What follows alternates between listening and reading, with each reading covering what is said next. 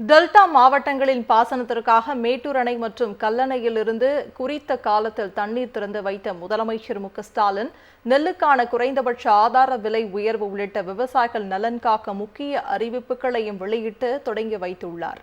இதனால் மகிழ்ச்சி அடைந்துள்ள டெல்டா மாவட்ட விவசாயிகள் முதலமைச்சர் மு.க.ஸ்டாலினுக்கு நெஞ்சார்ந்த நன்றி தெரிவித்துள்ளனர். தமிழக வரலாற்றிலேயே கல்லணையிலிருந்து டெல்டா பாசனத்திற்கு தமிழக முதல்வர் திறந்துவிடும் தண்ணீர் முதல் இதுதான்.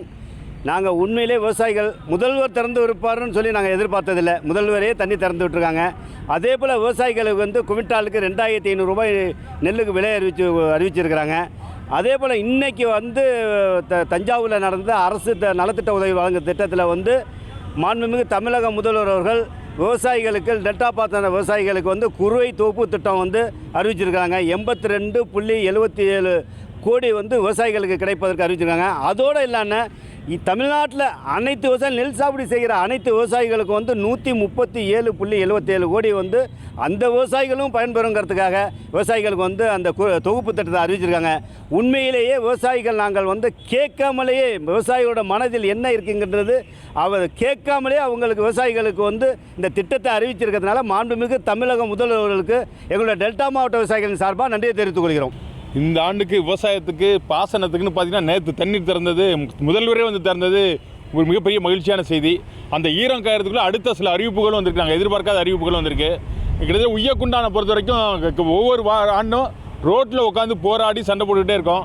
ஆனால் அது இந்த எதிர்பார்க்காத நேரத்தை ஒரு 15 கோடியை ஒதுக்கி ஒரு புனரமைப்பு நிதி நீட்டிப்பு வாய்க்காலுக்கு புனரமைப்பு நிதினு அறிவித்தது உண்மையிலே மகிழ்ச்சியாக இருக்குது. தென்பரம்பூரில் வெண்ணாறு வெட்டாறு அந்த இணைப்புங்கிறது ஒரு மிகப்பெரிய 2 பகுதியை இணைக்கிற அந்த பாலம் என்பது அறிவிச்சிருக்கிறது. அதற்கும் எங்களோட மகிழ்ச்சியை நாங்கள் தெரிவிச்சுக்கிறோம்.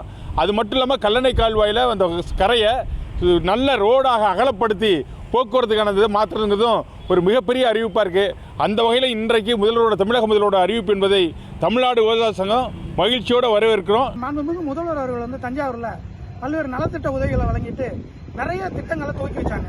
இதில் முக்கியமாக சொல்லணும்னா உங்களுடன் ஸ்டாலின்கிற திட்டம் ஜூலை 15 ஆரம்பிக்கிறதா சொல்லியிருக்காங்க.